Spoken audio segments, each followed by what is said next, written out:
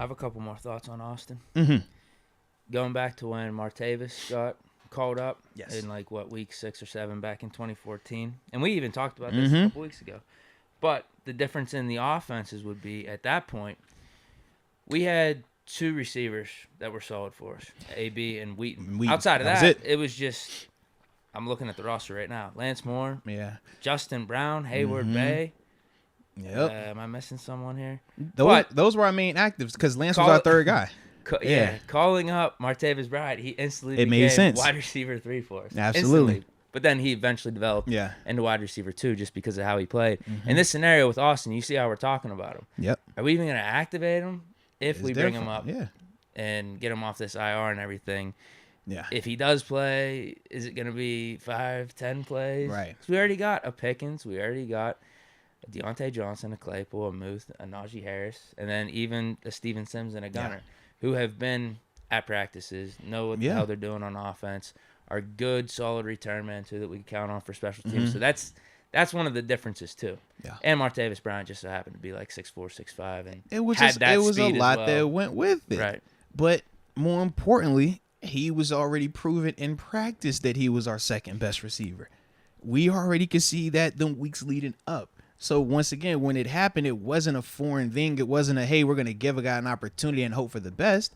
Nah, this was something that as a team, we all could be around and be like, you know what? Yes, coach, you waited too long anyways. Whereas if that is not the case and you just make a guy active as a team, you're going to look at coach and be like, why are you making stupid decisions?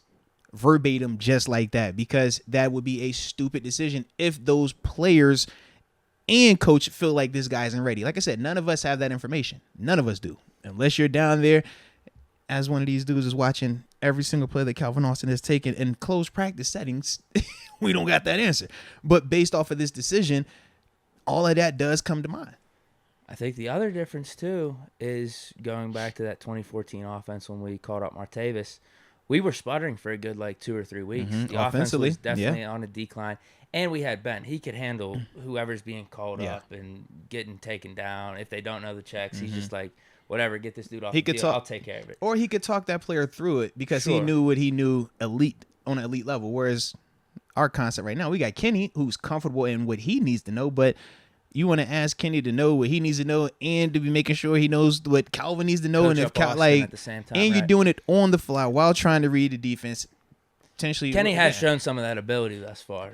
That's cool. You know what I mean? But no. But that's the difference. That's the difference between you adjusting a dude that knows what he's doing. I agree with you. I agree with you 100%. We've seen some signs that Pickens has showed thus far. Right. But with this offense compared to the other one, like I said, it was sputtering. We already had an established Ben there too. Martavis comes in, he would instantly have a role.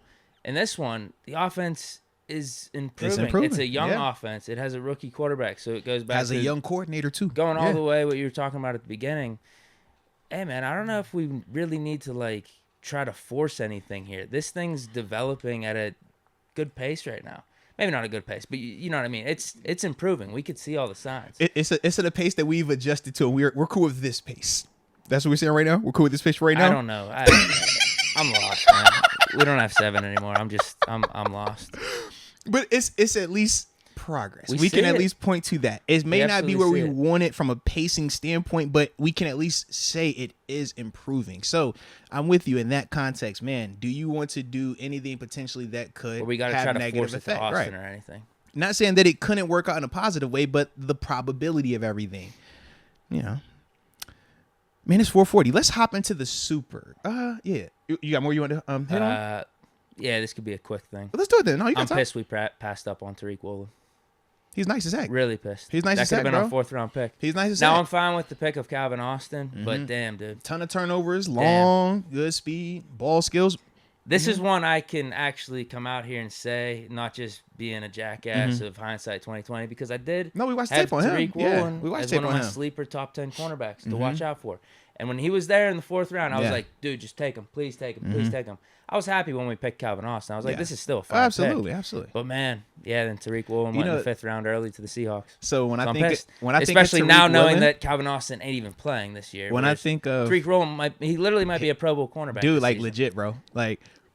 When I think of Tariq, I also think of Jack Jones. He's the other one. He's the other one for me. I'm like, I think he went before Calvin he in the did. fourth. Right. But he's the one for me I always think of because those are the two dudes that, it's like sleeper because out of Third Arizona round, State, Dean was available. I'm happy with the Leal pick too. It worked out. It definitely worked out. There was a ton of guys that were falling in the draft. We definitely made out with Pickens and Pickett and Leal because he fell too. A lot of people thought he was going to be a first-round pick early in the process. He dropped a little bit and was projected in like the second, third round range. Even George Pickens, take him. He was supposed to be a first rounder. We knew the ACL and stuff like that, but yeah.